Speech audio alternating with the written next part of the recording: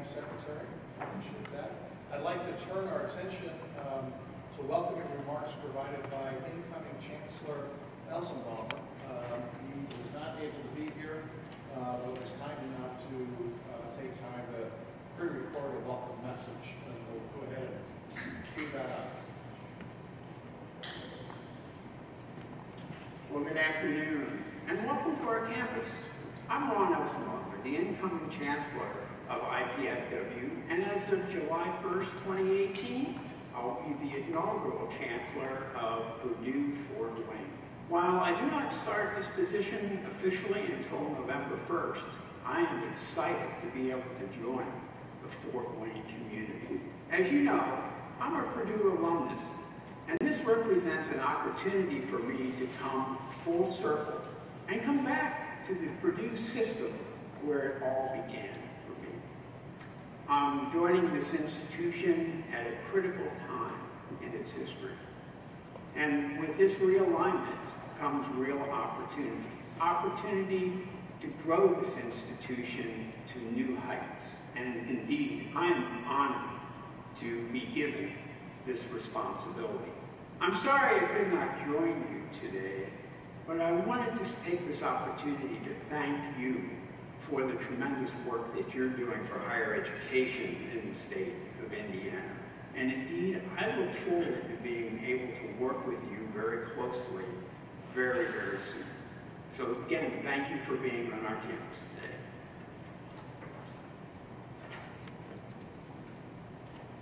What a wonderful opportunity for him to move from Texas to Indiana. I was going to see what a great state this is.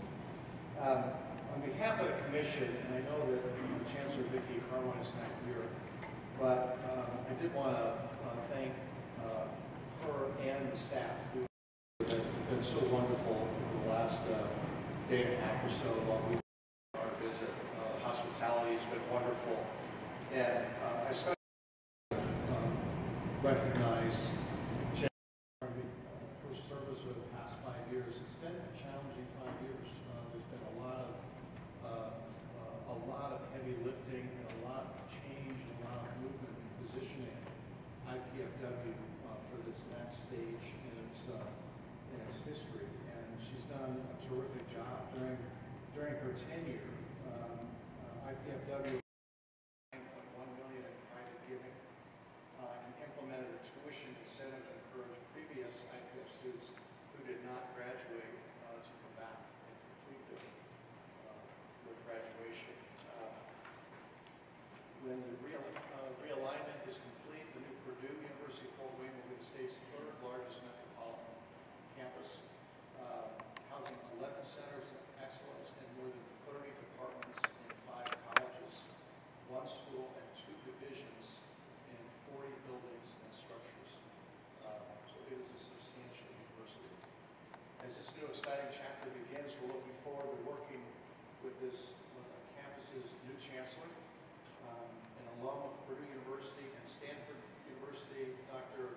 Elsenbaumer returns to Indiana after long and distinguished tenure at the University of Texas, where he served in roles most recently as senior advisor to the president for entrepreneurship and economic development and provost vice president for academic affairs.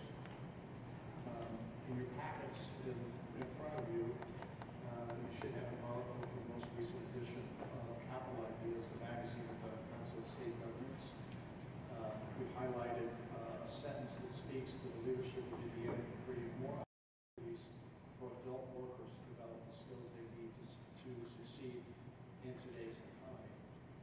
As you know, we are a high degree of success at the next level of education, which includes the Workforce Ready Grant and the Employer Training Grant. I now happy to turn it over to Commissioner Lovelace for her comments. Thank you, Mr. Chairman. Thanks to all of you who are here today, and I want to join Chairman Lamoth to begin by saying thank you to outgoing Chancellor Vicki Carwine. We had an opportunity to have dinner with Vicki last night, and some of us had a chance to make some comments then to thank her and wish her well in the next chapter of her life. Likewise, we're looking forward to working with Dr. Elsenbaumer in his new role as Chancellor. It's always good news when people decide to return back to Indiana, since he had been in Indiana before. I wanted to mention, to begin with, something that was alluded to, I think, by Carl Drummond when we had lunch with him today, but it was a release that came out just 2 days ago about a decision that IPFW has made, which I think will ring true with those of you who have been on the commission for a while, and that was that IPFW would implement abandoned tuition in the fall of 2018. You will recall that in September of 2014, you supported a resolution to get campuses to move to banded tuition. Just to remind you what banded tuition is, banded is a flat rate tuition, and so between 12 and 18 credits, you pay a flat fee. We looked at this in particular as we were promoting 15 to finish, and we were trying to make sure that it was possible for people to take those extra credits. We now are to the point where nearly all of our campuses, in fact, I think only 3 campuses, not systems, but 3 campuses, have not yet moved to banded tuition. And so I wanted, beginning since we're here at IPFW in particular, to acknowledge that. In the release, as quoted, Carl Drummond actually says, having one flat rate for nearly all full-time students allows them the opportunity to consider getting a minor or a certificate that they might not otherwise have been able to afford. Some of our students might even have the opportunity to complete their degrees in fewer than 4 years, but certainly more than 4 years as well. So I think this is a student-friendly policy and one that we have really encouraged, and sometimes it's important to look back at policies or actions we have taken to see if they're making a difference, and in fact, they are. Chairman Lamoth referenced the Workforce Ready Grant and the work that we're doing. I know we've been sharing with you regular updates on that, but I thought we would take a moment just to point those out again. Our most recent numbers from just this last week show over 151,000 visits to the website. That's important. We know those are sometimes duplicated visits, but we have close to 8,000 completed applications or leads that have now gone to IDTech, Vincennes, or other Work One offices or other providers. The breakdown by sectors continues to be about the same week to week, which is, and the point of this grant is about a third, 37% business and IT, about a third, 31% health and life sciences, 14 to 15% usually advanced manufacturing, 7% building and construction, and 7% transportation and logistics.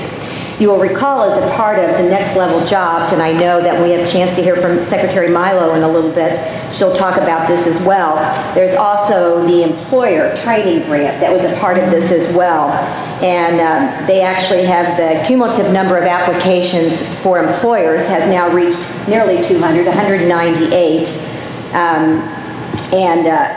They actually have 6 active applicants and 110,000 in funds that have been obligated. We would expect to see those numbers start to go up soon as well. A little bit different than the Workforce Ready Grant, you see that from the employer base, the majority of those applications have come from advanced manufacturing, about 100 of 198.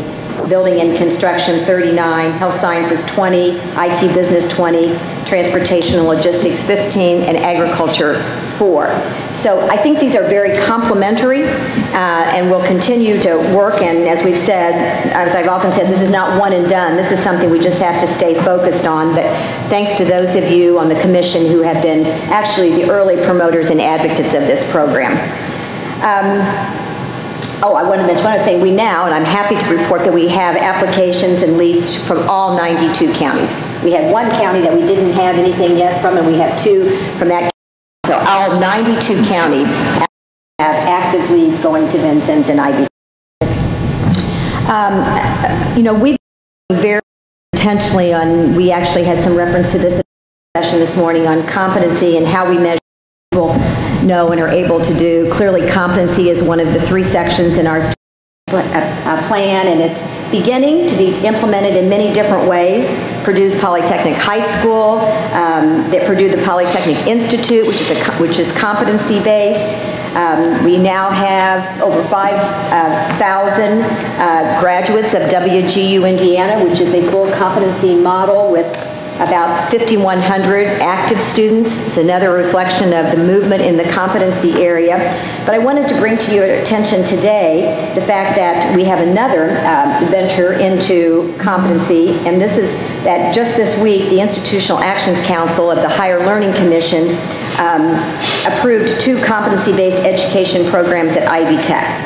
The credentials are, these are a mouthful, Software Development Technical Certificate and Business Operations Application and Technology Technical Certificate. Those are 2. I'm not sure where the "and" was in the middle of them, but those are 2.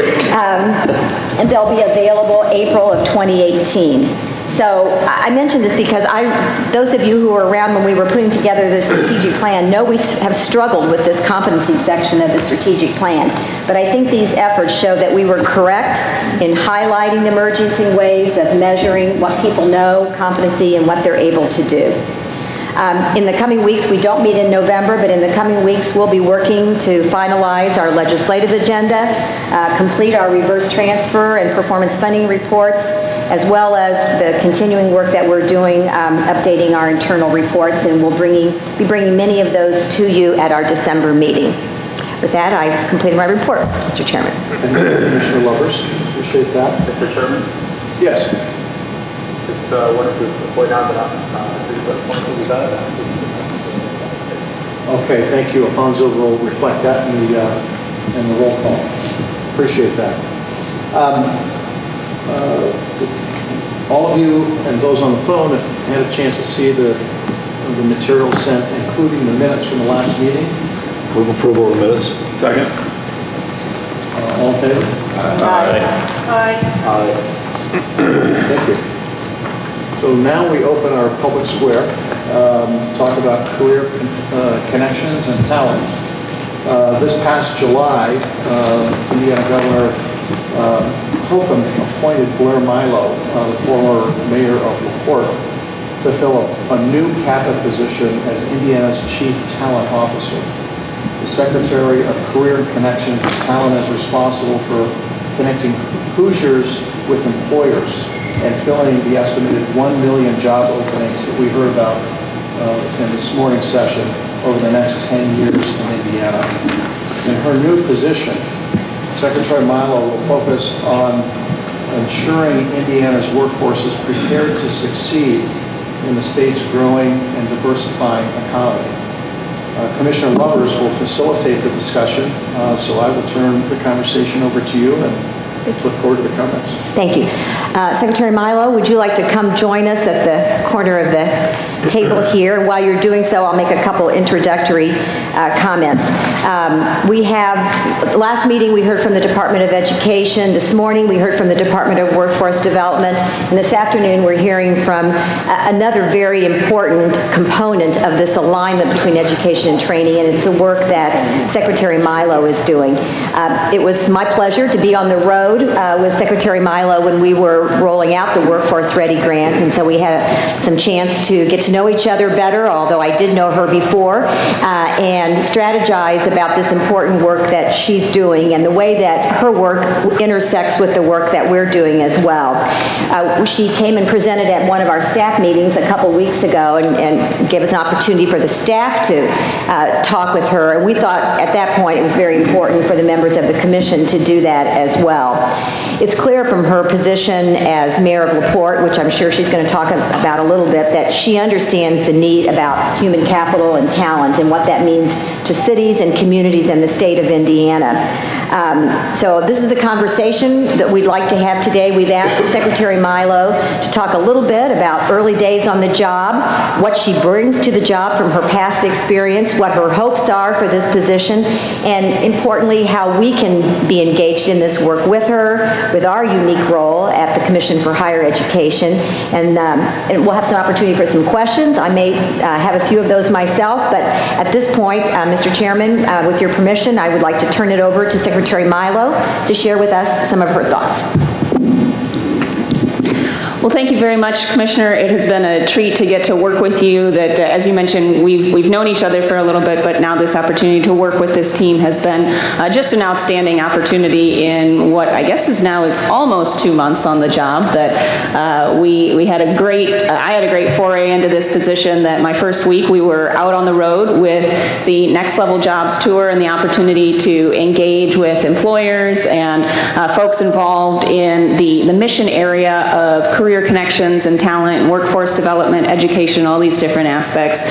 So it's just been tremendously exciting since day one, and I can't wait for all the different things that we're going to get to do together. To back up a little bit, wanted to share a little bit of my background that is, I'm understanding maybe not a traditional path into some of the opportunities that I've had of an adventure career that I've had thus far. That starting out that I'm originally born and raised from LaPorte, Indiana, and had the opportunity to go to Purdue University on an ROTC scholarship. And recently I saw that Purdue has a new program that liberal arts degrees that they're working to accelerate some of the program for folks to be able to do those in 3 years. That I want to call attention to this because I think it's a great concept. I actually had the opportunity to pursue a similar concept, although at that time period it wasn't specifically pointed out that way. So I was able to finish up at Purdue West Lafayette in 3 years because of access to opportunities at a regional level through what was Purdue North Central at the time and is now Purdue Northwest. And so for this group, I thought it worthwhile to call attention to that having those kinds of opportunities through summer school, I was able to attend while I was in high school as well and earn some credits before attending main campus. And so it's a great opportunity for students overall that I was able to take advantage of and am so thankful for. Did ROTC while I was at Purdue, earned a commission in the U.S. Navy coming out of Purdue, served 2.5 years aboard the USS Mason, which is a guided missile destroyer homeported in Norfolk, Virginia. And my first tour was, first component of that tour was as the anti-submarine warfare officer, tracking submarines throughout different exercises, did a couple deployments to the Persian Gulf aboard the Mason, and the second part of my tour aboard Mason was as the electrical officer. So my political science degree from Purdue University was tremendously useful in electrical pieces of that work there, but it was great to be able to learn some of that on the job. And from that time period, I went to Bahrain, where I served aboard a destroyer squadron staff that was based out of Bahrain. We spent the bulk of our time actually living on an Iraqi oil platform that's just off the coast of Iraq. There are 2 platforms there that all of Iraq's oil flow through. So they represent about 90% of the country's GDP. And so we had a presence there of ensuring protection for that critical infrastructure. And also spent time coordinating naval exercises amongst the different Gulf countries that are surrounding what is known as the 5th Fleet for the United States Navy. So finished up my tour there and had the opportunity to then serve at the Pentagon for a couple years. That started on a program called DDG 1000, which is the Navy's newest stealth destroyer. And the Navy commissioned the first of those, the USS Zumwalt, last October. And I worked as a requirements officer on that program of determining what some of the weapons capabilities and personnel needs would be based off of threat initiatives, the threat environment that we saw overall, communicating with Congress on what kinds of funding needs would be coming forward, and also managing contracts there. Then had the opportunity to serve as the aide to the Director of Surface Warfare, so all of our combatant shipbuilding programs, typically cruisers, destroyers. Also worked on a program called Littoral Combat Ship, which we've been commissioning a few more of those recently, so hopefully you've had a chance to see a little bit of that activity. And then I had one of the greatest jobs in the Navy was as the Special Assistant to the Director of Surface Warfare, and I say the greatest job because nobody necessarily knows what the Special Assistant does, and gave a lot of flexibility to be able to work on various different programs and projects as we saw needed. And one of the main projects I worked on there was actually associated with the Littoral Combat Ship Program. That the neat aspect of the capabilities with LCS are that they are kind of like Legos, that you have a ship platform that you can interchange the mission modules of mine warfare, surface warfare, and some of the anti-aircraft piece as well. And we change them out just like you would on a Lego, that you can remove the mission module. So we did a lot of evaluating where we should be basing those ship hull types as well as the mission modules, again, based off of the threat that we saw across the global environment. From there, I had the opportunity to transition into reserve status, and I had every intention of continuing in defense work and staying in DC at that point.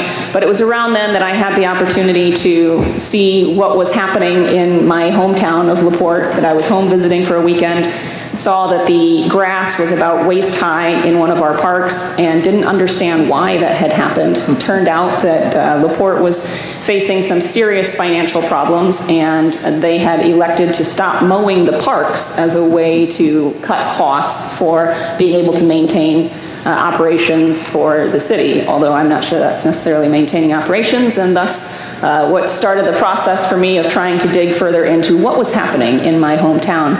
That led to me spending some time doing some research there, understanding what the financial problems were, how did we get to this point, and wasn't sure how I was going to be able to help, but then ended up writing a series of articles explaining what had gotten us to this point, and more importantly, how we could help from there and move forward. That led to a conversation that I was running for office, or I should run for office, all of which initially I found very, very funny, because I thought I have no intention of doing that. I have a gig doing contract management at that point for the Navy, doing, again, work on the USS Sumwalt program. But as I watched and didn't see the changes that I thought needed to be happening in LaPorte, my aha moment came as I was riding the Metro one evening and was thinking, somebody should really do something about this. And I realized, wait a minute, when has it ever been my model to say somebody else should do something about it? What am I going to do about it? And that then led the whole transition process for me to think about how I could be doing more for my hometown that's given me so much, that had provided me the opportunity to do the amazing things that I've been blessed to do thus far. And it has been an adventure ever since. That spent a year campaigning in the community, and then had the opportunity to serve as mayor for the last 5.5 years with a tremendous team. That we first worked on correcting the financial challenges that were leading to not mowing the grass in our parks. That when I started, we were at about a 60% collection rate of property taxes across the city of LaPorte. So as you can imagine, when you have that kind of cash flow problem, that you're not able to achieve the kind of operational needs that you need to. So worked with the state legislature to enact special legislation to force the mechanisms that needed to happen in LaPorte to get us back to a regular collection schedule and rate overall. And from there, we've been able to see tremendous gains in a whole host of opportunities. That it created a really positive momentum that over the course of our 5.5 years there, my 5.5 years that I worked with our team, we saw over 1,100 new jobs that we were able to create with the work of our employers in the community and new attraction that we were able to draw to the city. And then over around $260 million of new investment in the community. One of those projects being what is now Arconic, was Alcoa Howmet, and they built a second plant there that is now the most advanced aerospace manufacturing facility in the world. And it was just amazing to see all this growth that we were able to create with the support of our employers and our business partners. But as we were creating these new opportunities, growing investment, the regular struggle that I saw was having the connection come in for getting people into those new positions that are being created, into the new positions and into the existing positions. And that led then to an opportunity for me to work with the State Workforce Innovation Council that I've been thrilled to be associated with for about 1.5 years or so. and see the great work that we are doing and try and communicate some of those components. And we were trying to lean in, certainly from a community level as best as we could, but in order to really see the kind of changes, I think it became clear to me that having that engagement and that partnership from the state level was going to be critical. So when this opportunity came forward this past July that the governor asked me to serve in this capacity, I was thrilled to, number one, know that this was a priority for him, as evidenced by the creation of a new cabinet position.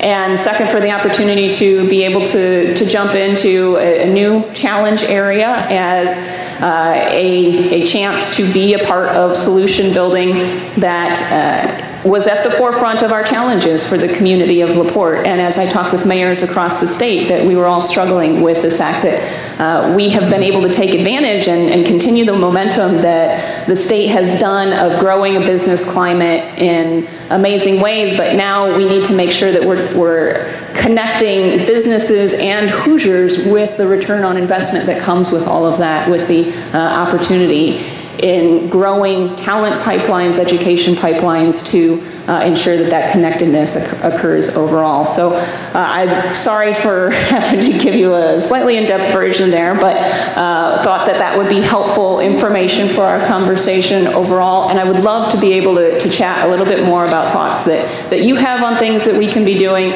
You heard from the commissioner already on some updates with Next Level Jobs that it's been exciting to be a part of those initiatives, and moving forward, the career connections piece of the talent, you heard about the 1 million jobs that we anticipate over the next 10 years, that the second piece of that is the talent aspect. And that's where I say that while we know what the jobs are going to be of those 1 million jobs over the next 10 years, what we can't know are the new positions that are being created because of the influence of technology, because of global connectedness and dynamics in a quickly evolving and accelerating economy in many different ways. And so in order for us to get ahead of where any gap areas may exist in the future, we have to have an intentional effort towards retaining and recruiting back to Indiana just talent in a general sense.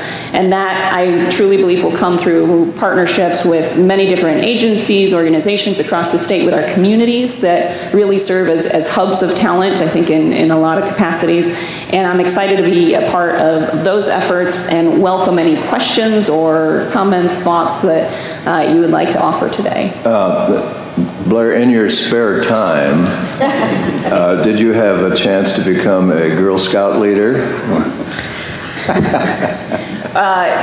Quirky story, quick response to that. I did not have a chance to be a part of Girl Scouts, but I was technically a member of the Boy Scouts. And I had decided that I wanted to learn more about marksmanship and be able to do so at a range, and in order to do so, you had to sign on to an insurance program available through the Boy Scouts, so I technically became a Boy Scout, so I could learn to shoot. I'm very impressed with your bio. Thank you. I was just kidding. I love what they do, though, and I'm a huge champion. Secretary Milo, you might talk a little bit about how you see spending your time in terms of traveling the state, who you'll be meeting with, and how do you see yourself helping to create a sense of urgency on the part of Hoosiers to understand this changing nature of the workforce, their needs, and what they have to do. Just some thoughts about that. Absolutely. Well, we're at an interesting time towards the end of this month right now that a project has been underway for the last few months that is the creation of a workforce alignment plan that the governor's office has been coordinating with the assistance of some really talented individuals. That workforce alignment plan will be completed, my understanding, by the end of this month, and have some more insight into how the entire, I think, mission field of workforce development, talent pipelines, education pipelines overall all connect. And so it's been great to be a part of those discussions and the development process of that. So at this point, I can't specifically say this is what the organizational map is going to look like. So, I mean, bad news is I can't tell you that specifically right now. Good news is that there's still an opportunity for us to have the conversation here about if there are pieces that need to be considered in that discussion, that alignment plan. I think that we can certainly have those, and I'd be happy to feed pieces back there. From a broader sense of how to create the sense of urgency, that's where I would also say I think there's some good news, bad news. Bad news is that it's a little bit it's sometimes frustrating that there's so many different people that are engaged in the discussion about workforce development that it seems confusing at times. But good news side of that is that there's so many people engaged in this discussion because I think there is a recognition of the need and people wanting to be a part of solutions. So the opportunity that exists for us is to ensure that we are harnessing that energy and collecting it in a way and hopefully directing it in a way that it is positively influencing the process overall. So I'm not sure that there's a need to try and create awareness around this space, that there are so many people who are feeling the effects of it, that there is certainly a willingness to be a part of solutions, and now the opportunity before us is to ensure that we are coordinating and directing that in the most efficient and effective way possible. Could I ask a question? Yes, sir. You talk about, I think the governor talked about putting the employee and the business leaders together in this. But in our part of the state, as you know, Elkhart's got about a 1.5% unemployment rate. In South Bend, we're maybe 2%. Our problem is not jobs right now; it's finding people for the jobs. Right. Is your focus going to be internal to the state, or will it be external as well? I mean, we just recently had a conversation about technology jobs, and a group has talked about we ought to bring all the technology companies together and recruit as a group to try to recruit people into the state who otherwise wouldn't have known that there were these many opportunities, or if one didn't work, there was another alternative to go to. Right. Do you get involved in that kind of thing as well? Yes. And so to your question of will it be internally focused or will it be externally focused, the answer is yes, that we will be doing both of those things. That when you look at the trajectory of the jobs that we're creating and just the fact that we've identified 1 million jobs for the next 10 years, I think that those numbers are probably pretty conservative based off of the performance that we're seeing from our businesses and from the collaboration from the Indiana Economic Development Corporation. So we're going to need more people to be able to take advantage of those jobs as well. So we're looking at the population trends, the migration trends in and out of the state, so that then we are positioning ourselves to ensure that we're getting ahead of where the demand is going to be at, and why I wanted to point out earlier of the role that our communities play in that I think that that's a key piece for us to leverage the talent that we're going to need for the upcoming opportunities. Is that the workforce of the future is oftentimes making decisions on where they want to live and then deciding what jobs they want to take after they've decided where they want to live. And that's why having the engagement of our communities is so key, because they're in the process as well of trying to attract talent in a marketplace of communities to draw people to the cities. And I think Indiana's in a great position because we have so many dynamic leaders across the state that get that and are wanting to get ahead of the curve to attract talented people to our communities, so that then we are ensuring that we are meeting current demand and getting ahead of it, whether that's through attracting people from out of the state to either come to Indiana for the first time, come back to Indiana, or also to retain the really talented people that are coming out of our outstanding educational higher ed institutions. So on the one hand, it's increasing the base by going outside the state, and on the other hand, it's increasing the base by raising or directing the academic level of the people coming out of high school or coming out of the educational system. Right. Yes. This is just would comment if I can on this, because this is a very interesting piece of the conversation. On one hand, we talk about trying to communicate with those that live here on what the opportunities are and how to access the opportunities. But I think you bring up a really interesting point, and that is I don't know if the population of Indiana is sufficient today for the jobs that we're going to need tomorrow, but somehow there does have to be some kind of an attraction to Indiana and a retention of who's here. And one question I would just throw out there, and maybe you won't want to comment on it, but you'll put it in the back of your mind. Both Eric and Mike Pence pushed a fairly novel idea called regional cities. And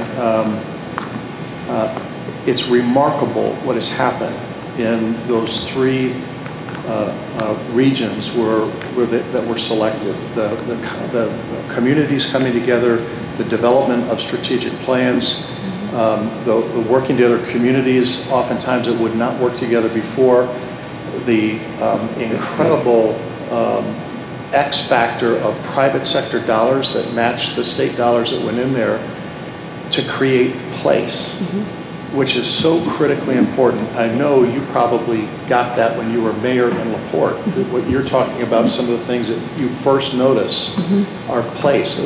What would keep people here, attract people to the communities for them to want to live and grow and develop their jobs? And I hope the administration might look at the successes of that program. We kind of had one round with it, but I think it's a really interesting strategy that could get at this whole attraction and retention thing if the state got behind it and be part of the overall strategy behind what you're trying to do and how you're trying to move that ball.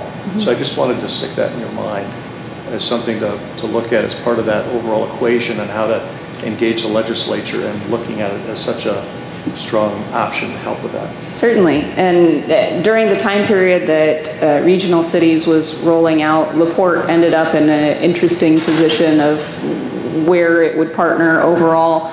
And from my seat as mayor, I said I'm not necessarily picky on which entity we want to partner with to the east or to the west of us, but overall we should be a part of some initiative because it is championing the exact right message of quality of place and quality of life that exists in our communities, so that we're hitting that market, just as you mentioned, that people are able to see the lifestyle that is available in our communities. That we've done a lot of great legwork amongst our business entities of creating jobs and career aspects there, but how are we better communicating the story of the lifestyle that's available to families that want to come and take advantage of these really exciting job opportunities that we don't always tell the story in the best way that this is an opportunity that exists here. And that's part of what I and the team overall are thinking more about, is how can we better champion the great work that is happening in places like Fort Wayne and South Bend and so many other communities that are across the state, and all different sizes too. Yes. First, congrats on your great career. Thank you. Thanks for your service in the Navy. I'm confused about what your job is. Okay. Can you, in terms of organization structure, so who reports to you, and how do you interface with the DWD? How do you interface with higher ed, with the K through 12 employers? And there's also, Mike Pence created these councils, and I don't know if they still exist, and how does that fit with you? Can you just sort of give a, I mean, what's your, I mean, what is your job? Because it's a new, new position, right? Sure, I can and I can't respond to that. That the piece of how does it all fit together, that I work with all of those entities, how does it fit into an org chart? I can't tell you that specifically, partially because I think that's being developed in some of this discussion with the workforce alignment plan that I mentioned earlier. And the other piece that I would offer as well is that as we look at the landscape of work moving forward, I don't think it fits the traditional understanding that we've always had of hierarchical structures. And so from my end, that coming from a military background, it's not always comfortable for me to try and understand that the military has a very hierarchical structure that they follow. But as I see the changing landscape of work, I see where there will be less of a top-down hierarchical type model and more of an organic version where there will be changes and shifts across, I think, a web of different relationships and interconnectedness. And so that's where I've been less concerned on trying to really identify the exact org structure, because that's also in development at the moment with how we want to position ourselves moving forward, but also understanding that because of the rate of change that things are happening in the workforce overall, that we're going to have to be nimble. And in order to do that, we can't always try and fit the exact hierarchical structure that we're used to. And the analogy, I guess, I would use with it is one that I gained from interaction. I was at I guess it was a dinner with General McChrystal, where he was explaining the changes that they did from a special forces perspective in order to meet a different threat. That the U.S. Special Forces is very much used to a hierarchical organizational structure. They weren't able to use that kind of a model against a threat that is not a state actor, as terrorist organizations have been. So they had to adopt a web-like structure amongst the different special forces communities in order to adapt to a non-traditional challenge that they were facing. So in my mind, I think we will see more success by utilizing an organizational structure that can adapt as need be, that's more like a web, a system of systems, more so than a traditional organizational structure. It's a little uncomfortable to have to be a part of for me, as well as then having to look at things from the future, because it's not what we're used to. But I think that's a part of being able to adapt to the rate of change that we're seeing.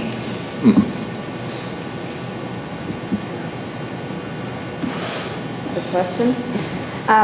What do you miss about being mayor? I got those fresher.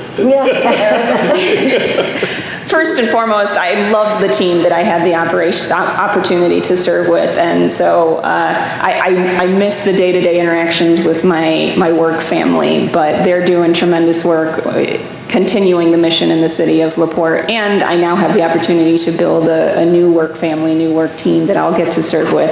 And some of the pieces that I miss are the flexibility that you have at a local level, the nimbleness to adapt to changes as need be, and so I'm working towards understanding how that process all works at a state level. But just an amazing community that we have in LaPorte, but I am thrilled to have the opportunity to get to know more people across the state and work with this new team.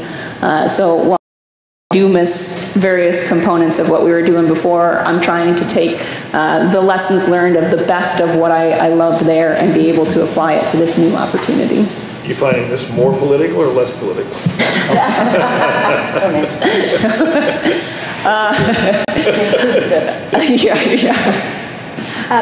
I wanted to defer a question or a comment to Dennis Bland, who's at the end of the table here, based on something he said this morning. You've already identified that it's really the workforce to making sure that we have the right people, enough people, the right people with the right skills. And we spent a lot of time with the next level jobs, and one of the concerns that I've expressed is we will build these systems and we won't have people really participating at the level that we need them to.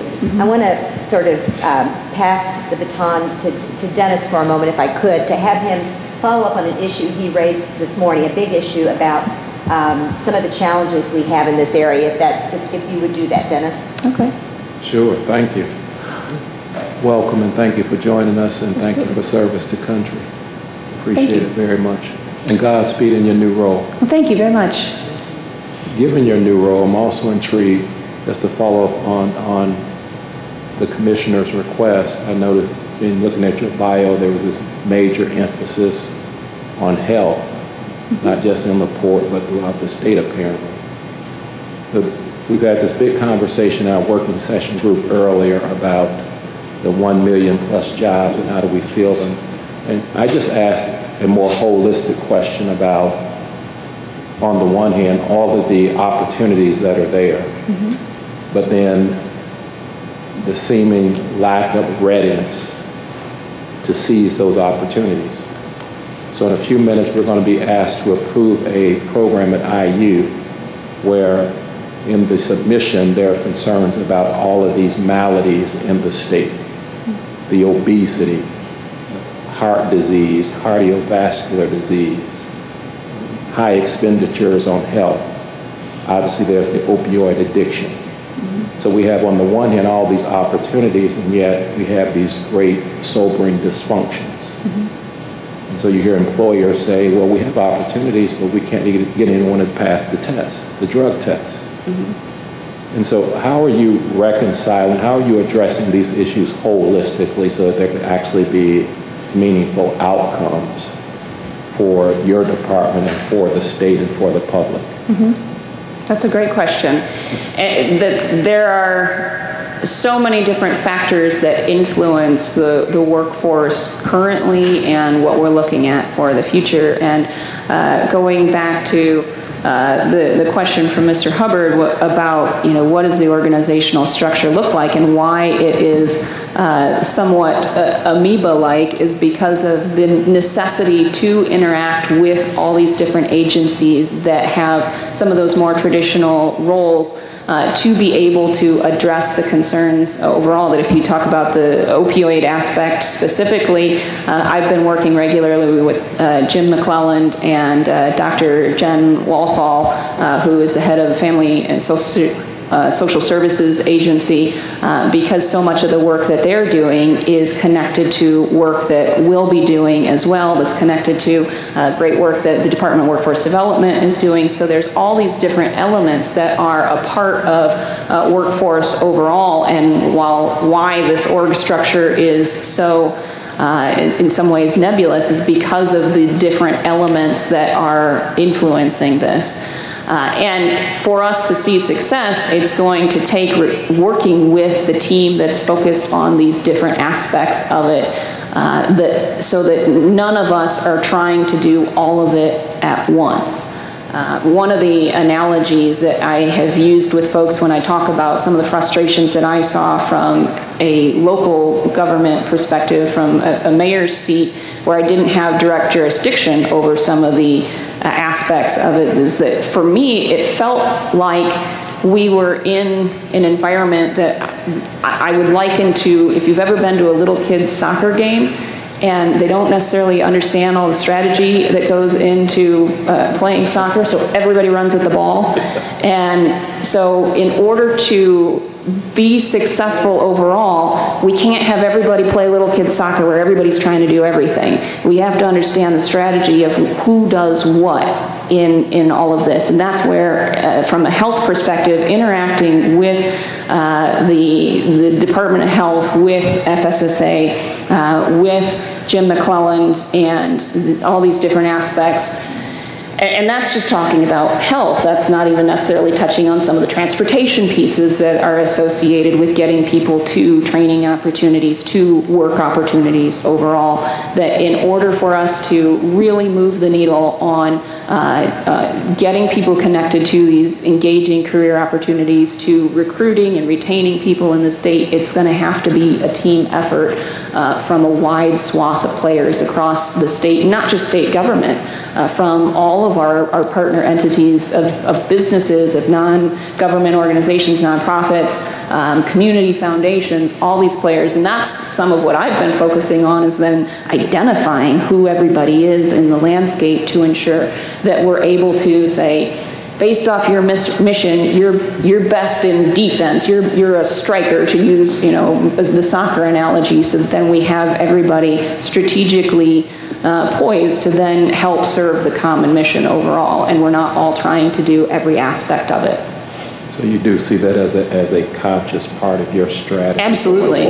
Absolutely. I was remiss that we got into the discussion here that usually I start out any meeting that I led in the city of LaPorte, or anytime I engage with folks in a public capacity, I usually start with an activity that I was going to do arm circles for us to kick things off, that I try to then draw attention to the role that health plays in our daily lives, and that just doing some physical activity does from a prevention standpoint as a way of prioritizing some attention towards things that we can be doing ahead of any of the discussion that's gone on about healthcare. So on the one hand, I'm sorry that I didn't lead off with that. On the second hand, you're welcome. You got out of activities this afternoon. Either she thought we were very healthy or we were hopeless. Hopeless, I think. Dan?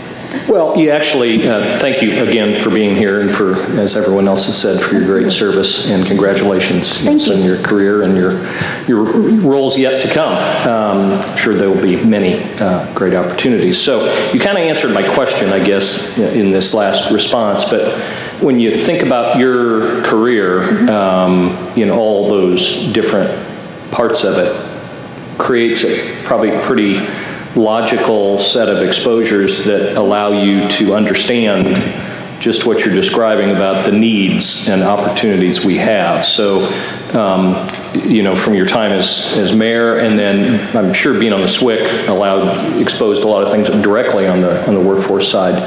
So, in this new role, I guess my question was going to be, what is, based on how you've been informed, leading up to this, what is the biggest missing piece that you see that needs to be solved, if you will, in order to be more efficient and effective in what we're trying to get done? If I'm listening to you correctly, your answer is coordinating the pieces that are already right there. And was that the intent behind the creation of the job, or is that you were put in this place to figure this out, and this is what you figured out, in a sense, is the missing piece? In the conversations that I had before taking this role of an explanation of the concept, that when it was explained to me, we didn't even have a name at that point for what the title was. It was a general idea of the need that exists based off of conversations that are taking place, that I've been a part of regularly, and I'm sure everybody here has as well, of the need that exists around workforce, and being able to supply people into these jobs that exist and that will be existing in the future. And as we discuss the concept of what this will look like, and I'll just use, I guess, the discussion about the vehicle of, or use the discussion of the title as the vehicle for trying to answer some of your question, that when we tried to identify, okay, specifically where will this land, we went to a thought process of what is the end result for the Hoosier based off of this. And that was where we developed the component of career connections and talent. That the experience for the Hoosier because of this should be the opportunity to connect with an engaging career, not just a job, but one that they feel excited about, to then be able to see the opportunities here in the state. And from the talent component, then it's also getting ahead of what that's going to look like, and ensuring that we're cultivating that talent amongst Hoosiers to be able to stay here, come back here, or new Hoosiers to come here. So hopefully that helps answer your question a little bit. And so then drilling back from there, it was what are all the pieces that need to come together? And that's some of my problem-solving methodology that stems from early days in the Navy, that I had no background in how do you track submarines and understand sound propagation through the water, but you learn it by asking the question of, okay, what's the mission, and then how do I get there? And that's the same process that we're doing here of, okay, this is the mission, how do we get there? Just like Dennis gave you a big challenge, I'm going to give you one also. The average 18-year-old, having taught them for 35 years, hard to say, isn't exactly known for being rational, and to sit there at age 18, 17 and say, I want to be a X, is really hard for them to figure out. They may not even know what X is. Their parents aren't involved with X. You know, everybody in this room is a well-educated person. We all understand the importance of analytical reasoning and problem solving and all those other skills. Do you have any brilliant ideas on how to get a hold of it? Nothing like laying, see, Dennis gave you a big challenge on getting a hold of these 18-year-olds, 17-year-olds, whatever they are, and explaining that the world isn't what their parents knew or what their grandparents knew. Absolutely, and that's where it's been exciting to be a part of some really great initiatives like Road Trip Indiana that the Commission is pursuing, and showcasing the opportunities that exist here that oftentimes are either misunderstood or not known at all. That it's great to be a part of the Indiana story right now because there's so much happening. The challenge is, I think, telling that in many different ways. And prior to serving in this capacity, I had the opportunity to lead the task force on career counseling on the SWIC, and we were delving into just this topic of how do you help students understand the opportunity that exists and figure out that's something that they want to be interested in. And that helped inform the process of what more capability we wanted to add into programs like Indiana Career Explorer, understanding the challenges that career counselors are having at the adult level and at the K through 12 space of trying to serve in so many different capacities that's not always in the traditional sense that we understand for career counselors. How could we better equip them to be able to serve a higher volume of students and with limited time constraints? And that's where with Indiana Career Explorer we incorporated that, and I think this was part of a previous version, but we've expanded capability there, but it starts out with surveys for the individual user to do an evaluation of interest areas that they have, skill sets that they have, and workplace type values that exist. So then based upon those results, they can see,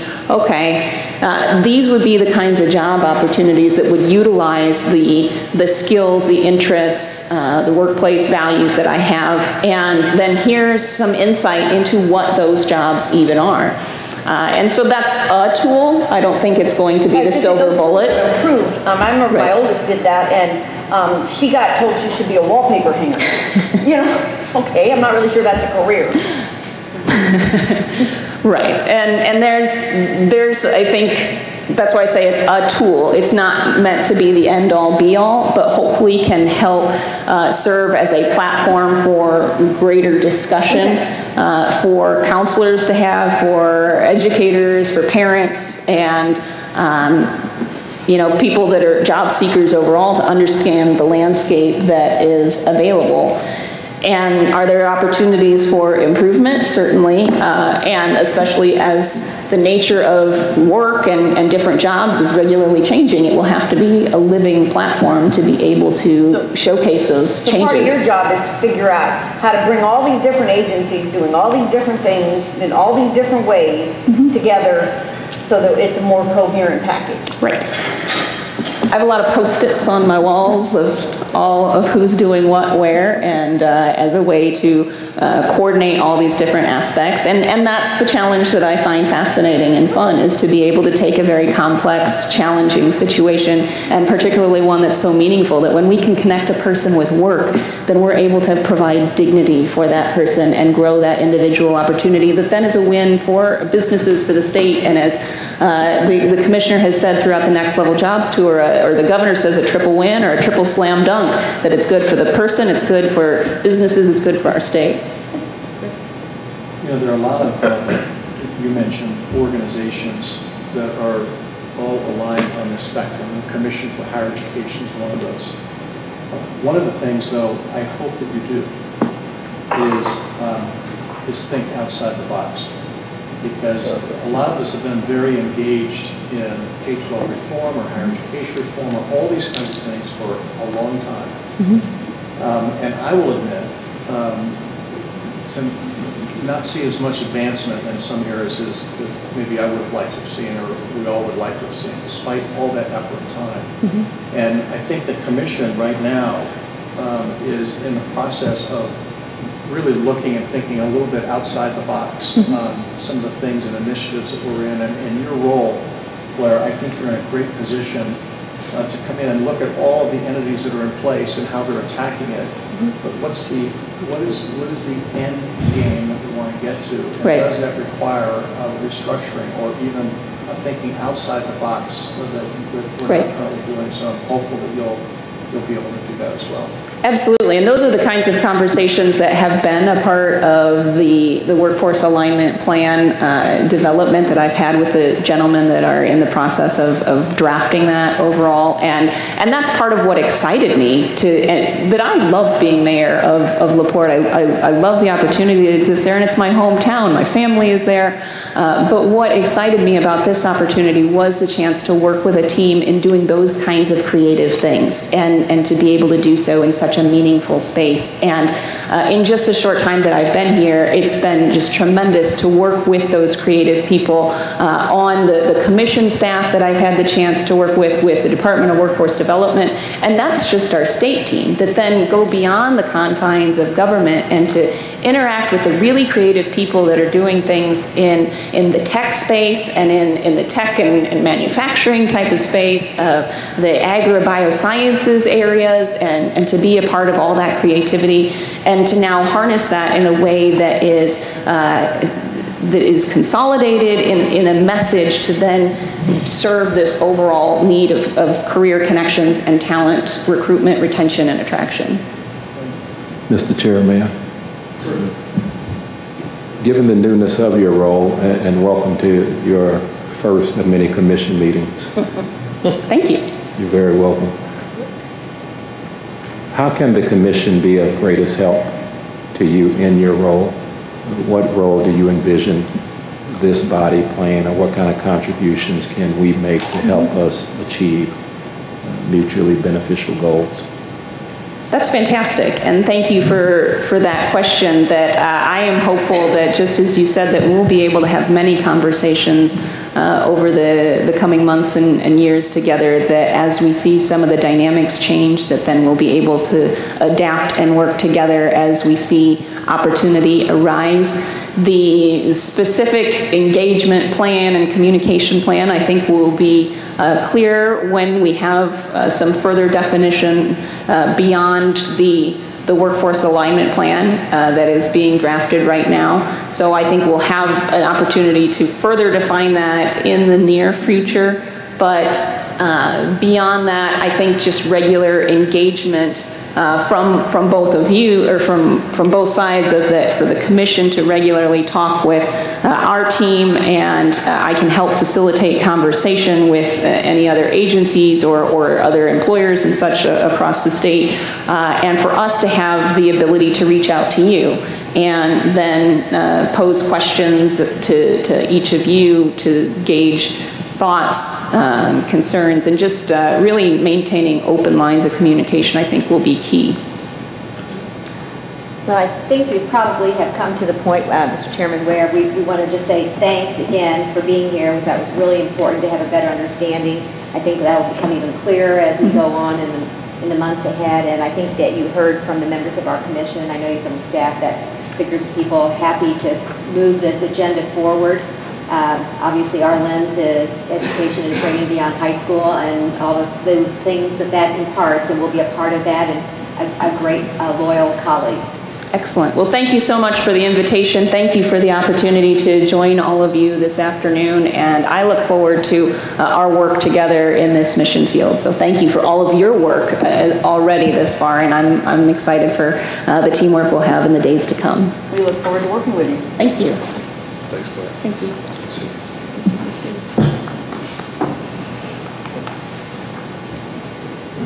Thank you. Well, each fall, you ready? Each fall, Indiana Public Higher Education institutions submit fall enrollment data to the Indiana Commission for Higher Education. The data provides a picture of the number of students enrolled in our Indiana public institutions in the current term.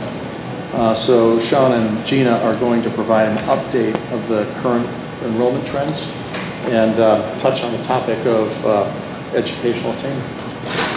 Sean, Gina? Great, thank you, Chairman Lamoth and members of the Commission. We are going to provide quite an amount of data to you, so we'll try to move quickly, but not overwhelm. So we'll start off giving a little bit of an overview. These enrollment numbers, we're going to give the trends, then give a little bit of context, maybe what are some of the causes of these trends, as well as what are the implications of these trends to our attainment goals. Following on Secretary Milo's explanation of how we're trying to attract more talents to Indiana, how we're trying to retain talents, we know that over the last few years at the Commission and across the state, we've become better at fixing those leaks in the pipeline. We know that we are getting better at helping students who start college graduate. We know that we're getting better at helping students who have some college but no degree come back and graduate. In fact, some of the more recent attainment numbers actually show that we've been highly successful with those between 35 and 44-year-old coming back and competing. But we still have to work with the pipeline that we have. And so this data will really kind of focus on what is the current enrollment pipeline and what can we expect to see going forward.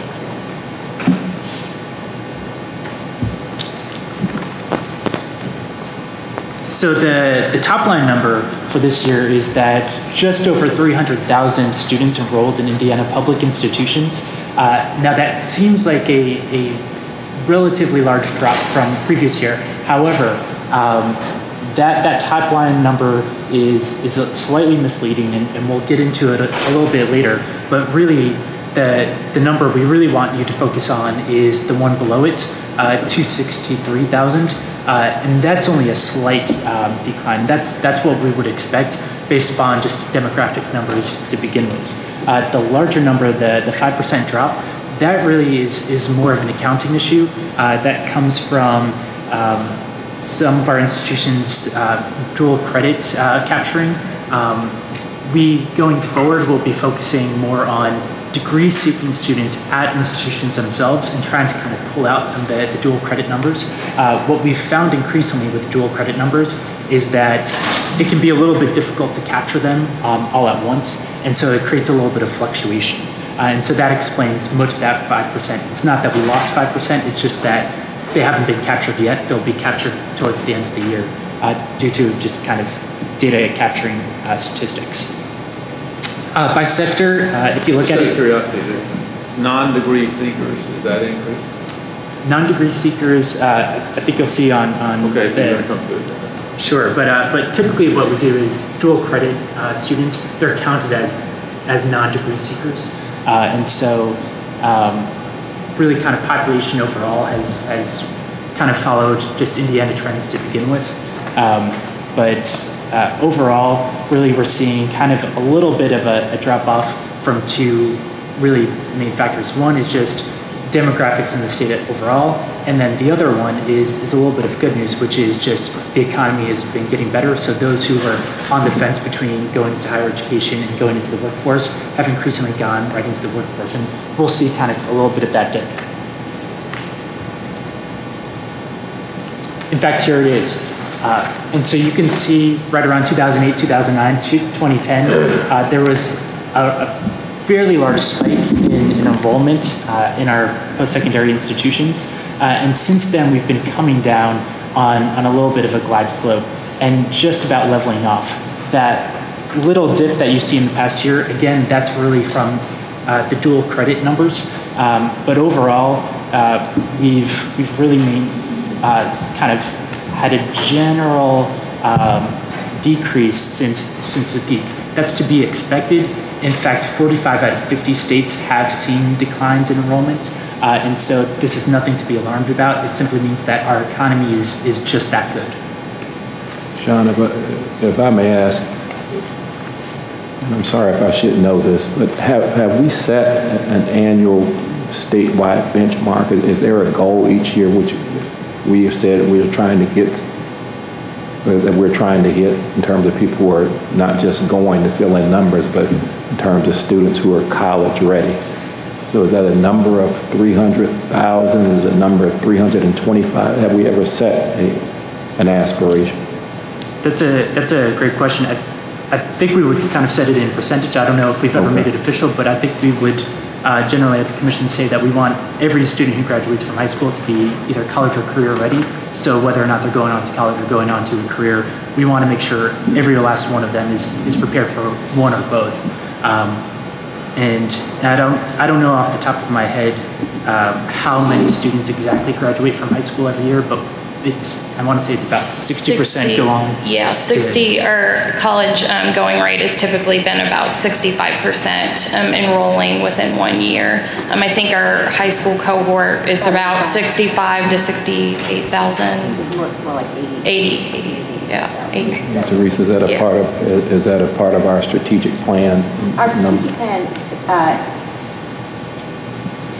calls out an attainment goal, it calls out a readiness in terms of, as Sean said, people being ready. And we usually mark that mostly by the number of students who have to have remediation when they start to college and the reduction we've seen in that. So, the goal between what we're trying to do in high school and then the co-requisite in college would be that, we would markedly, that we should not have people starting college who aren't ready for college level work. So you have to set a goal of everybody who starts to college is ready. Now, we know that that's not happening right now, but that numbers who are starting to need remediation, that would be going down. But we don't have a metric that says, we need 85% of people, of the 65% who go to college, we need 85% of them to be ready.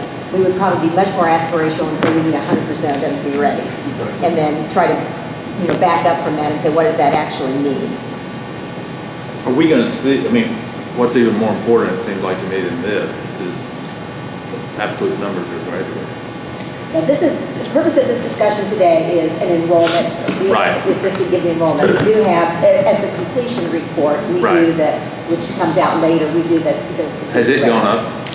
Yes. So it's gone up, and the big thing is, on time is gone up. Because you'll recall the last time we presented, we showed 11% increase in on-time completion and an increase both at the, we thought with a flat line pretty much for the two-year institution the last time, but still over 5 years we've seen an increase and a bigger bump over the four-year institution. Right, so we've become much more efficient, but this report is only dealing with the pipeline that we have. Sean, do you access the independent information and compare that at all? We do, in fact. ICI has been able to provide us some numbers as well.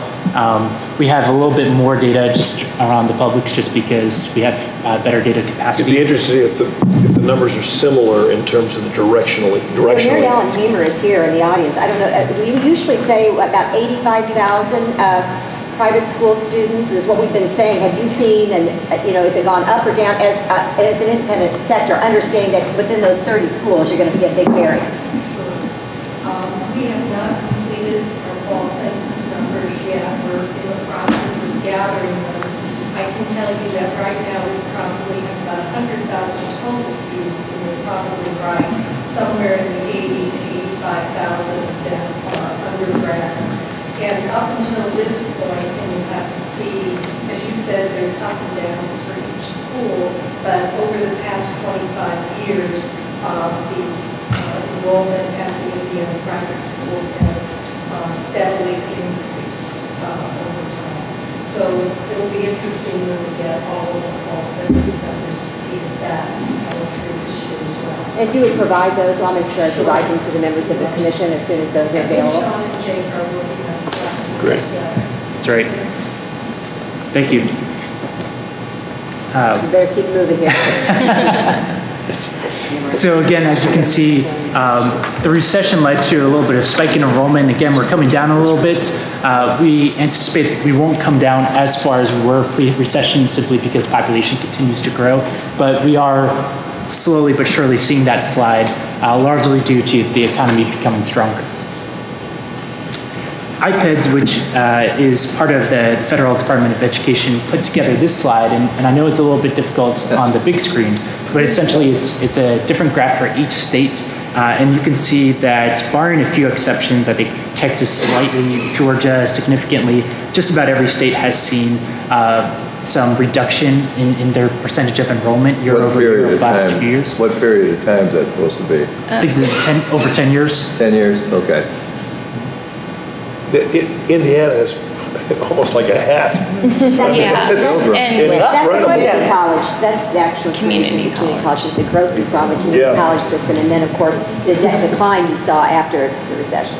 And two, with iPads, there's constant reporting changes that occur across institutions. Actually, prior to one of the years, IB Tech was reporting just their central region. So then they started reporting as a system. So that, I mean, that can happen in every state to potentially cause some fluctuations from year to year. But when we look kind of at a long-term trend for some of these, we're noticing for the majority declines, consistent with what we're seeing. And so overall, our 5-year trends among degree seekers. Are we going to be able to get through this? And we'll move very fast. Okay. Yeah. This slide is important, and then I'll be able to move really quickly. And so this slide really kind of explains a good chunk of why we had that seemingly 5% decline year over year, and that really comes from dual credit. In fact, much of the decline is a change in how IU has been reporting their dual credit enrollment, and this is because high school academic years don't always line up with college academic years, and so they might be a few weeks behind. Also, when you're reporting dual credit, colleges are dependent upon high school staff to report the numbers, and so if a high school is late, then a college has no choice but to kind of report what they have at that point in time. And so those are why we'll see some fluctuations, and that's why we have that dip.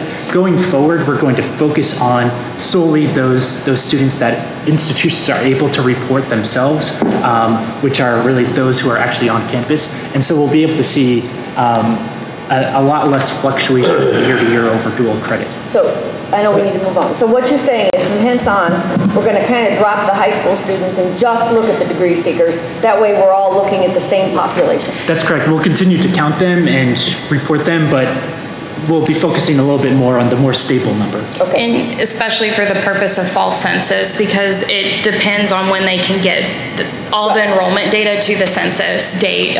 We will keep them in the fiscal year enrollment when we can get them all captured. That's right. Okay. Yep. And so the next slide is what you see when you take out those students. You see it's a lot more stable than the past year's kind of precipitous jump. The next slide is a breakdown between part-time and full-time students. At the 4 years, we've seen an increase in the breakdown of full-time students, and at the 2 years, we've seen a little bit of a decrease in the full-time percentage. We anticipate that one cause of this may just once again be the increasingly stronger economy, which means that students are now both going part-time and having jobs at the same time. So we're not necessarily surprised to see that the shift has happened at the 2 years. The next slide is a breakdown between residents and non-residents, and you can also see in the gray areas, about 2% at both the 4 years and the 2 years are students who are out of state but under reciprocity agreements. Those are typically counties that border Indiana, particularly in Kentucky and Ohio. By and large, we've seen that a greater proportion of students have come from out of state. That's not necessarily a bad thing. That just means that more students want to come to Indiana. And that's also reflective of just other states have grown a little bit faster in terms of population than we have, so we can anticipate that we'll have a little bit more out of state. The next slide shows a breakdown by campus and by system. Ivy Tech is, of course, the largest overall, but when you look at system, the IU system has 92,000 students overall. The next slide shows the similar data, just 1 year change and 5 year change. Again, most of the changes we can anticipate has really come down from the recession. So although much of this sounds a little bit like bad news, that enrollment is declining, in fact, it's coming from a good news standpoint, which is that students now have really 2 good choices. Now I'm going to turn it over to Gina to talk a little bit about how the census is a predictor of the overall enrollment. Sure. So far we've kind of talked about enrollment through the fall census date, so that captures enrollment in the fall semester through a certain timestamp. When we think about enrollment trends in terms of the full fiscal year, what does fall census mean? When we get that initial number, what does that mean for the fiscal year for in whole? And we see in general it's a fairly good predictor. When we look at the fiscal year count to the fall enrollment count for degree seekers, there's about a 1-to-1 ratio. So when we see this here, so for instance, for the public 4-year institutions, there's about a 1-to-1 relationship between the fiscal year to fall census and the capturing. There's about 10% additional students who might get captured in the fall, the spring and the summer. And then compared for the 2-year, we see a 1.2 ratio. There's about an additional 20% that might be captured in that spring or summer semester, and that kind of the higher value for the 2 years kind of speaks to the type of student that's going to a 2-year institution, probably more likely than a 2-year or a 4-year institution to be that traditional student who might start in the spring and the summer. So this trend here kind of paints a picture for fiscal year total enrollment. So we see over time this trend, as we see, we've seen recent declines, but again, if we look in terms of a fuller picture longitudinally, we're seeing increases, increase overall since 2000. We don't yet have the 2017 or the 2018 full year picture yet, but if we use that fall census predictor amount and we apply that ratio, we're expecting potentially in 2018 just below 300,000 students potentially. Again, another decline, but long term we've seen increases. So right now we like to kind of present these longer term enrollment trends, in particular in terms of the context of the economy and demographics, to kind of speak to some of the information that Sean's presented so far. So what we have here is we present the 1-year change in enrollment headcount for each of the sectors and map that also with the change in the unemployment rate.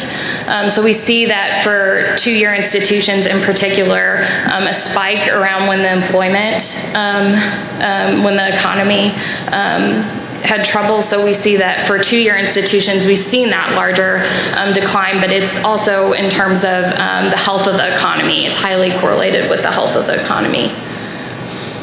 And in particular, if we paint that same picture kind of within some of our demographic groups, we see especially for our adult population, a high correlation in particular with the economy.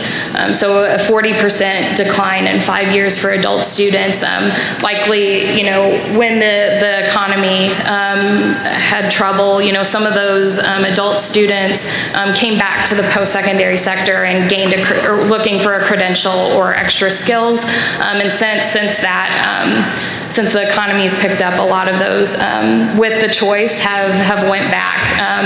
So for context, we know that a larger percentage of students at our 2-year institutions are adult students, about half in fiscal year 16, so that kind of provides some context behind the larger decline for our 2-year institutions. And if we look at kind of minority enrollment trends, Black and Hispanic, a key group for our achievement gap and measuring that. And again, we're looking within young adults versus adults because we know the correlation that we just saw.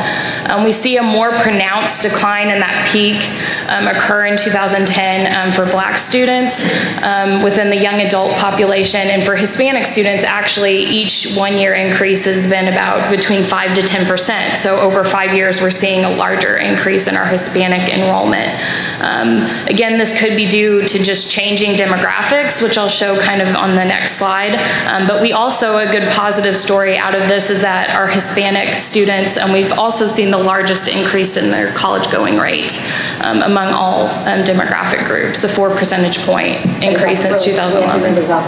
Off a small base, though. And within adults, for all of those, we see a more pronounced decline for Black students, but a decline among all the races. So to provide, looking at the trends in distribution in race ethnicity also paints an interesting picture. Our college population in general is becoming more diverse. In particular, we're seeing that growth in the Hispanic population, which is reflected in those enrollment numbers on the previous slide. And we're also seeing growth in the other category, which also includes students who might classify themselves as multiple races. So it could be changes in how students are classifying themselves. And finally, if we look kind of trends in our financial aid college enrollment, we see the number of students qualifying for Pell and Franco-Bannon peaked during the recession, which we would expect. But for 21st Century Scholars Program, we've continually seeing growth in that, and we're anticipating a potential decline in the next couple of years just based on there was a larger group here that was eligible during the recession to enroll in the program. So now they're kind of hitting the college enrollment pipeline, and another group is replacing them. But this is good news, continual growth in the 21st Century Scholar Program enrollment, providing low-income Hoosier students with access to higher education. In particular, if we look at enrollment trends by the degree level pursuing within some of these groups, we see some interesting things to note. For instance, for our adult students 25 to 50 or older, they're more likely to be pursuing an associate's degree, and our younger population is more likely to be pursuing a bachelor's degree. We're seeing some large increases too in the bachelor's degree enrollment. And if we look in race ethnicity, Asian students most likely to be pursuing a bachelor's, and in comparison, Hispanic and white students more likely to pursue a bachelor's compared to black students who are most likely to be pursuing an associate. And we kind of see an interesting dynamic of the recession kind of curve in the black student column, during some of those recession years kind of hit a peak in those pursuing an associate's degree, but that's been converging back to bachelor's. And finally, within our financial aid groupings, our 21st Century Scholars and those who are not eligible those who have not received state aid or Pell Grants are most likely to be pursuing a bachelor's. Pell only most likely to be pursuing an associate. In O'Bannon, again, more likely to be pursuing a bachelor's, but the difference is closer. And again, we kind of see the recession curve being most prominent kind of in our O'Bannon group, which is interesting. So I'm going to turn it back over to Sean to kind of loop this conversation into attainment and for us to provide an update. Thanks, Gina.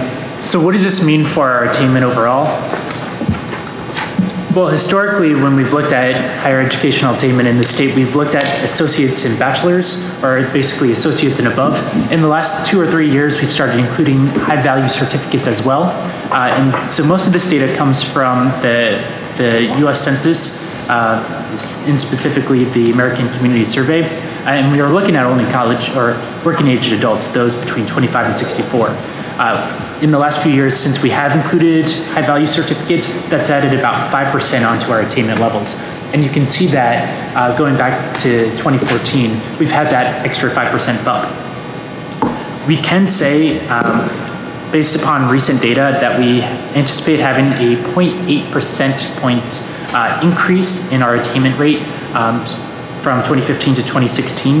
That may not sound like a lot, but in fact, that's one of, I think, the 2 or 3 highest jumps over the last 10 years, which is pretty significant. In fact, I think 2 of the 3 biggest jumps have been within the last few years.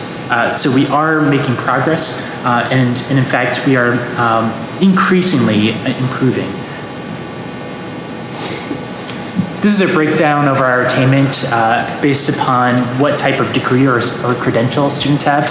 If you look at everything to the right of that dotted line, that's what's counted in an attainment rate. So in Indiana, we have about 41.9% of our working age adults to the right of that dotted line, meaning that they have a high value certificate or above. The US nation as a whole has about 46.6%, so we are a little bit behind, but we hope to continue to try to catch up. We've made significant progress with our some college no degrees, so we know that we are increasingly making strides to convert those some college no degrees to actual credentials. The next chart shows where we would anticipate seeing us end up in 2025 if we continue on our current trajectory, and then looking at what we would need to do to actually reach our goal.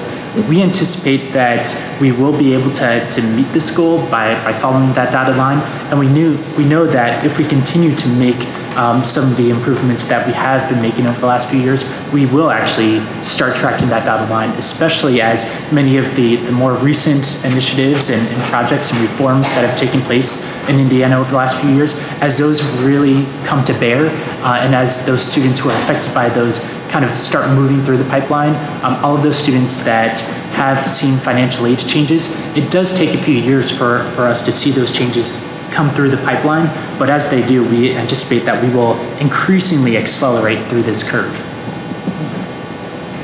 These are great charts. Yeah, I mean, these are sure really terrific charts. Well, we can only thank Gina and Jordan and Alex for that. So we do know, however, that recent declines in enrollments can be a little bit of a challenge. Once again, we have become more efficient with what we have, but that's still dependent on having what we have. And so we are tracking closely what the enrollments are going to be, looking as far down as the K-12 pipeline to really anticipate what we're working with. And this, I think, really underscores everything that Secretary Milo has been saying about not just keeping who we have, but also attracting new talent to the state, because as we become more efficient, it's becoming harder and harder to find those last drops from our existing pipeline. And so it becomes that much more important to keep what we have in state and to continue to attract.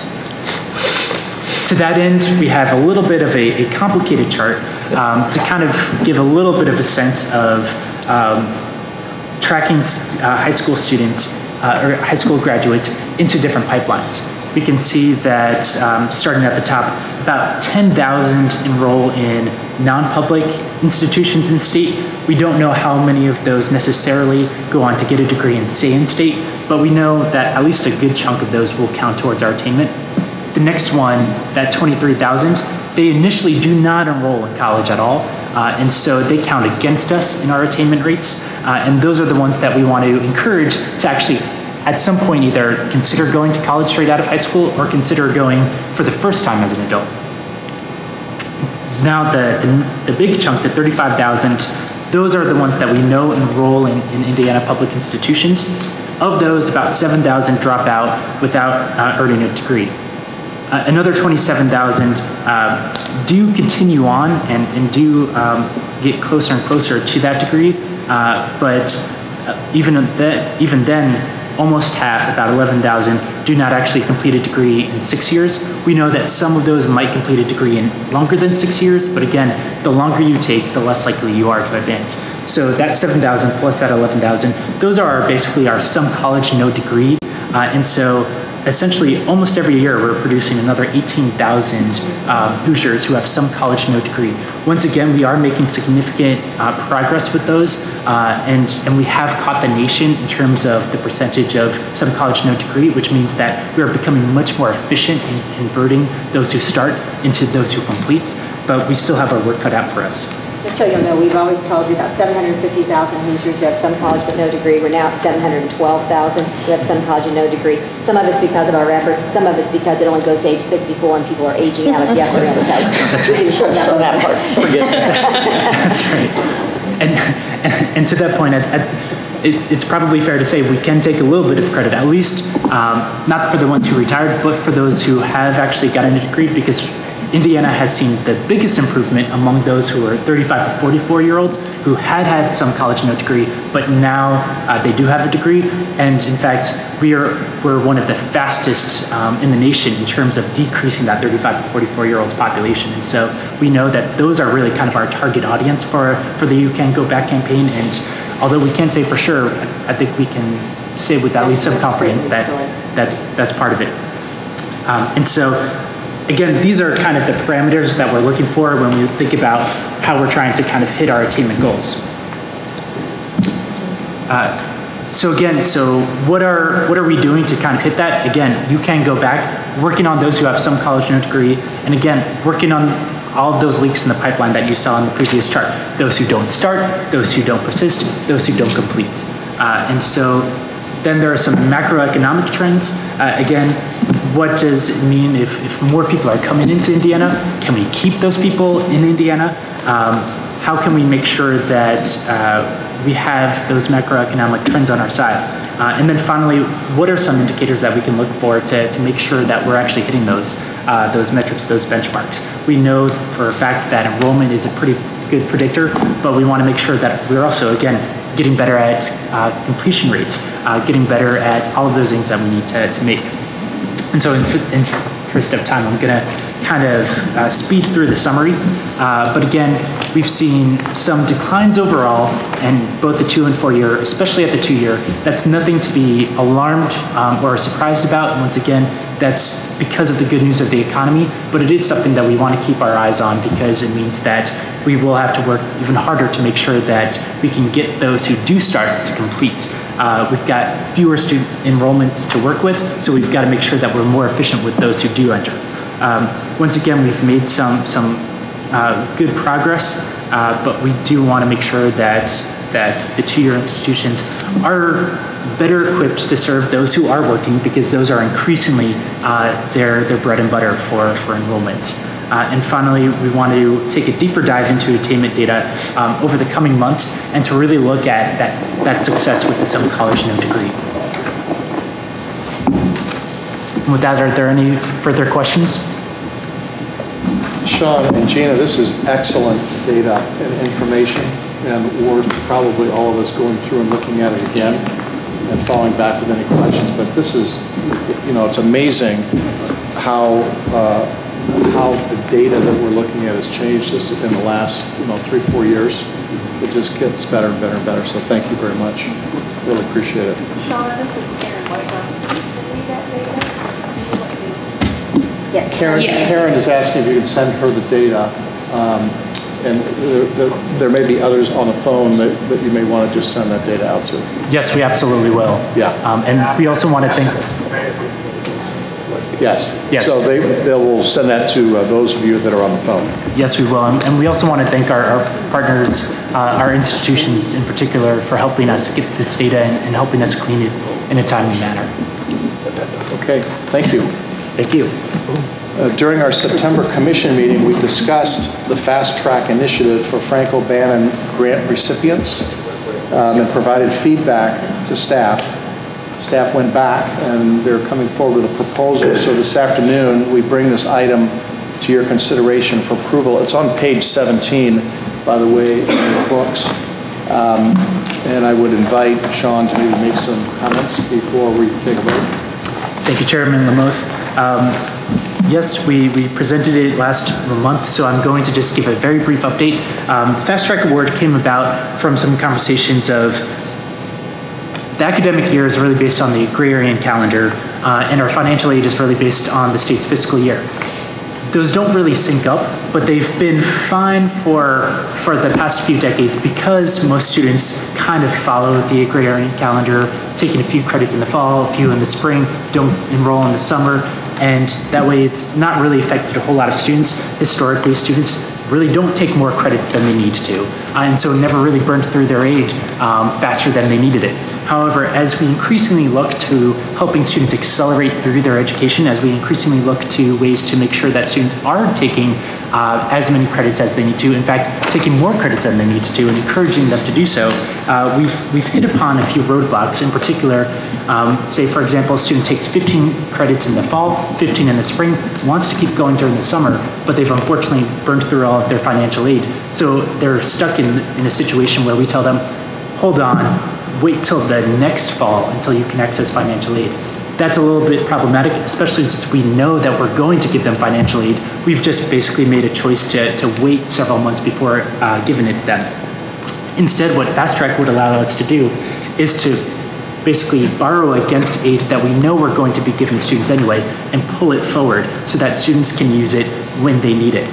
So with a few stipulations, essentially that they have to take at least 6 credits when they're doing that, and that's really kind of to protect students from themselves so that they don't draw down aid faster than they need it.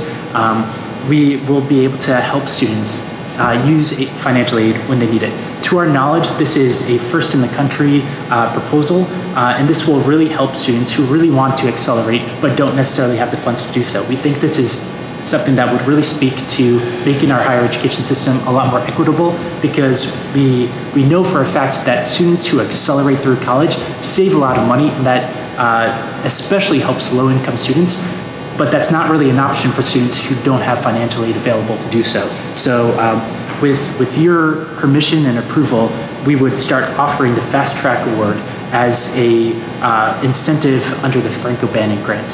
So moved. I just have one question. I think it's a great idea. What if they change majors and now need to go over 120? Are we going to end up with some students that get to their senior year, they've borrowed ahead on the Franco-Banning, and they have no aid available and they need black credits left to go? I would counter that that's not a situation unique to a Fast Track recipient. That would be a situation that any student who receives financial aid would. I agree with that, but I'm just saying I'm worried that they're going to have borrowed ahead.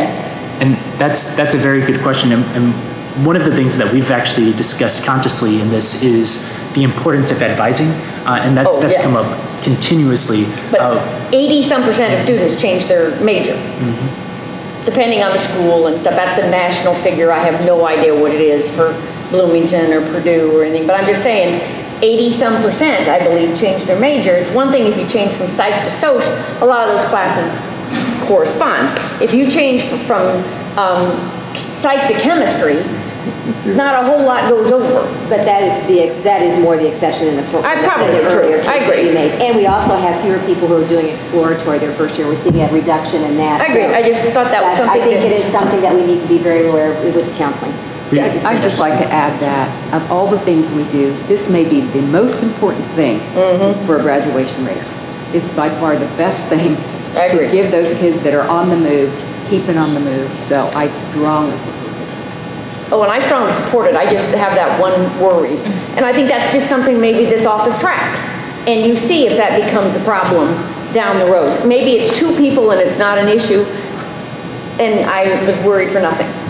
I think you're always wise to point out something that could go wrong, and so we appreciate that.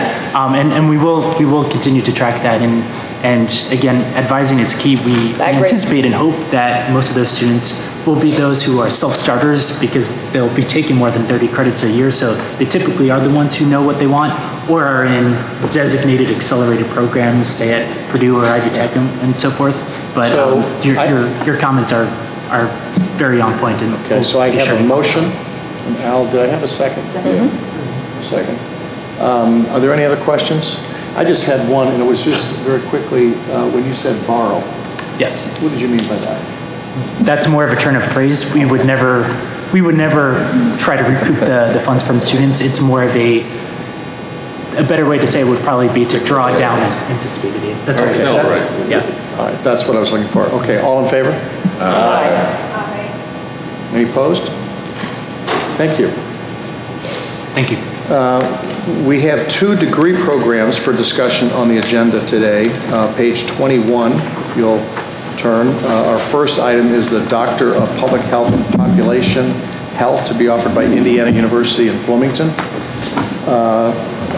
I would like to invite Dr. Sean Gibbs, Executive Associate Dean for Academic Affairs and Interim Associate Dean of Research at Indiana University Bloomington School of Public Health, and Dr. Michael Rushton, the Director of Strategic Planning and Associate Vice President for University Academic Affairs, to present this program. Thank you for the opportunity to present. Essentially, the Doctorate of Public Health, or DRPH as it's known nationally, is a practice-based degree. It's a practice-based doctoral degree that's specifically made to train leaders within public health, leaders who will go on to work both in state and local health departments as well as within different corporations. This is related to organizations that have missions associated with preventative programs, healthcare interventions, as well as those that are influential over policy as well. Essentially, the rationale for this is that there's a great deal of need for translational leadership, not only within the state of Indianapolis, but nationally, where there's a need of training individuals at the doctoral level who have evidence-based solutions for addressing not only public health problems, but the determinants that lie behind the public health problems that then feed into the population health outcomes. One of the biggest things that I would point to is the United Health Federation's American Health Rankings currently ranks us here in Indiana as 41 out of 50 in overall health rankings. Additionally, within those health rankings, we're in the bottom, along with smoking at 44, obesity at 44, physical inactivity at 41, diabetes at 32, and so on. So we're as was alluded to earlier in the discussion, we're in need of a number of population and public health interventions. So the goals of the DRPH program are in alignment with the university goals for Indiana University and Indiana University Bloomington. It will provide students with the analytical and the strategic skills for becoming the next generations of public health leaders and leading the public health workforce. Additional goals, the DRPH graduates will be well positioned to introduce evidence-based approaches across complex networks of stakeholders, so very similar to what Secretary Milo was discussing earlier in the day, and will utilize diverse strategies for engagement